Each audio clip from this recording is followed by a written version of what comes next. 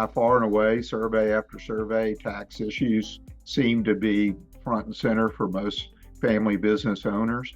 Income tax in particular, and then secondarily, estate tax or transition tax issues. So it is a very important issue to family business owners. They're best, I think, thought of in the context of two buckets: operational, annual recurring operational income tax issues, and then the estate tax bucket is a separated manner. Now, one may tend to complement another at times, but these issues are complicated, and they're also dynamic. Complicated in the sense that the tax code has been always more complicated than it needed to be, and secondly, the issue is one that is changing constantly. For fiscal reasons, states, local communities, federal government are constantly tinkering with the tax codes to raise additional funds or to stimulate some objective they have in the economy. So it is not something that can be learned once and then simply set aside for reference continually. And therefore, and frankly, having access to a business-oriented tax advisor is a very critical element of your team that any family business owner needs to understand is critical.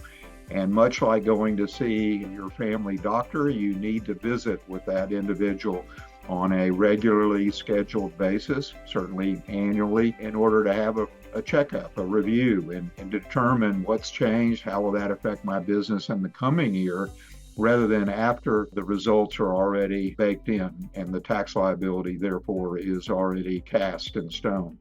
So it's important to budget for that and to have that as part of your governance and profitability planning. The types of issues that come up in the operating context typically are which kind of business entity to choose.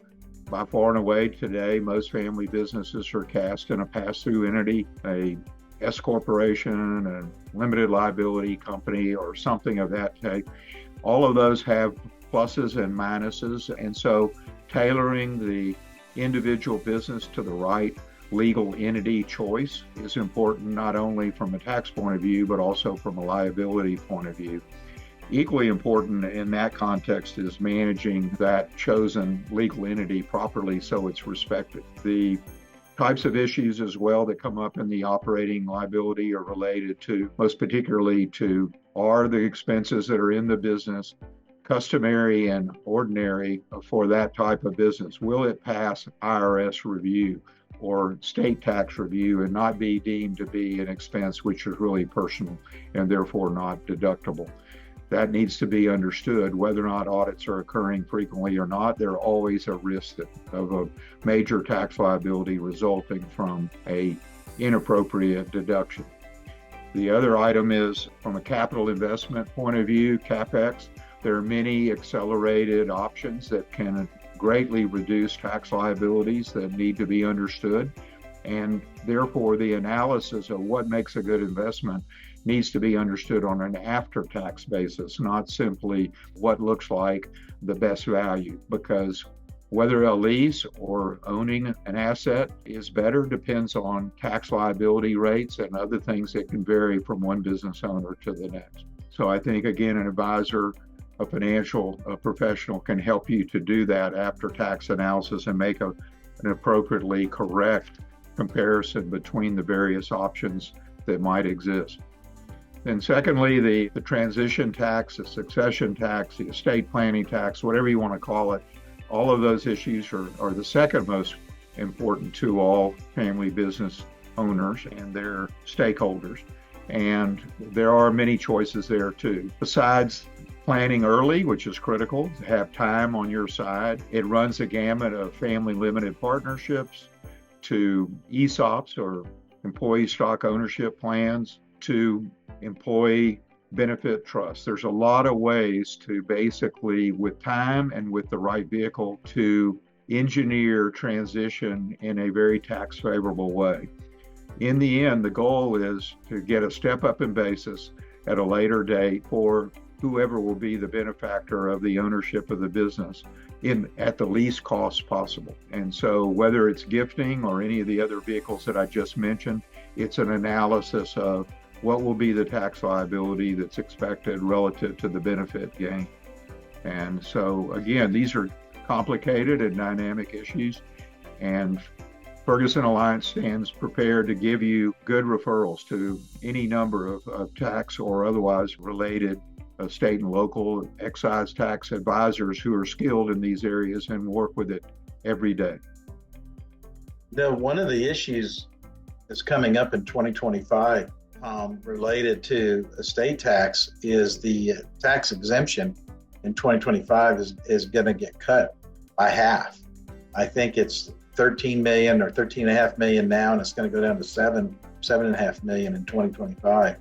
So that's just a couple of years. Well, no, it's 1 year from now. So we have all of 24 before this happens. So I would think those businesses that are considering transferring wealth, like you were mentioning, should be thinking about maybe accelerating some of that if they have significant wealth.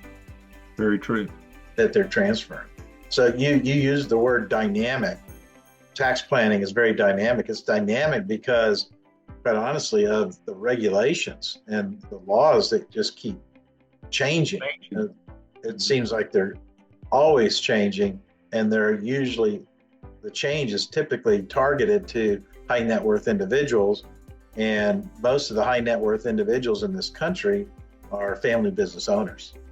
And so that's where getting really good tax advisor on your advisory team is something that's mandatory for family businesses.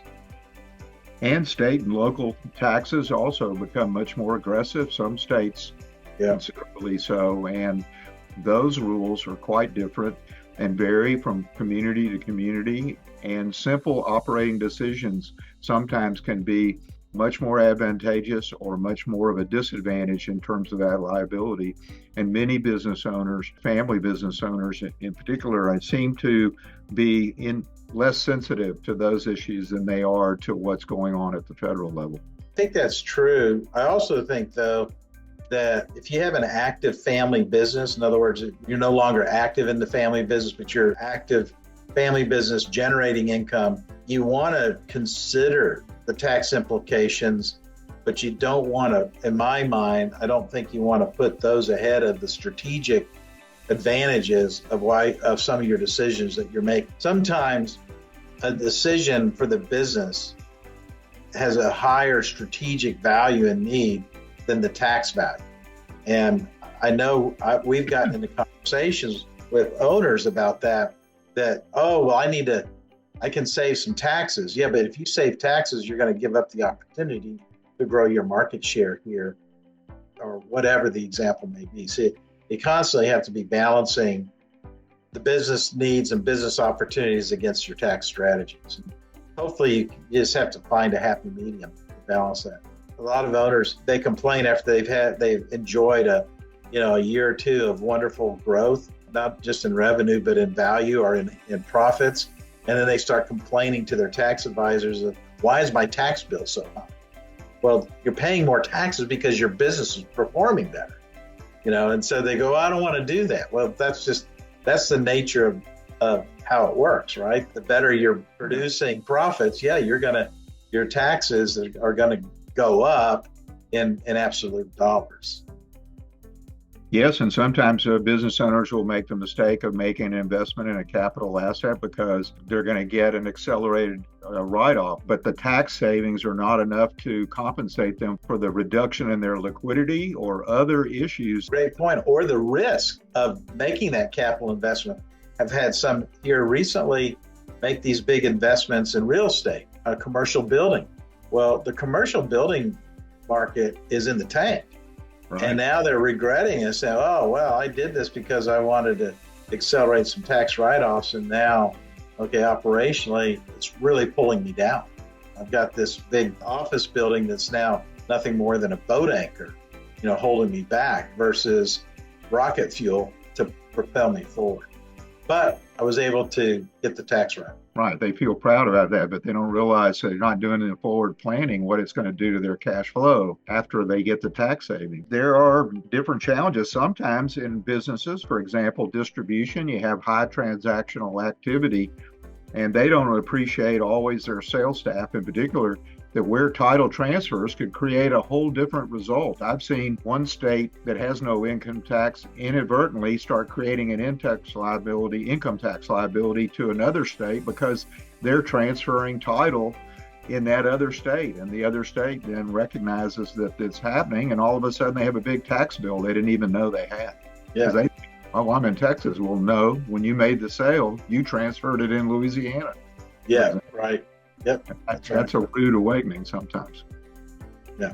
So I guess the ultimate message here in tax planning and in managing businesses, you don't want to be penny wise and a dollar foolish with managing your tax strategies. That's another reason why they should hire an advisor like you, Tom, who's both been a CFO and a CEO and understand how to balance those two together.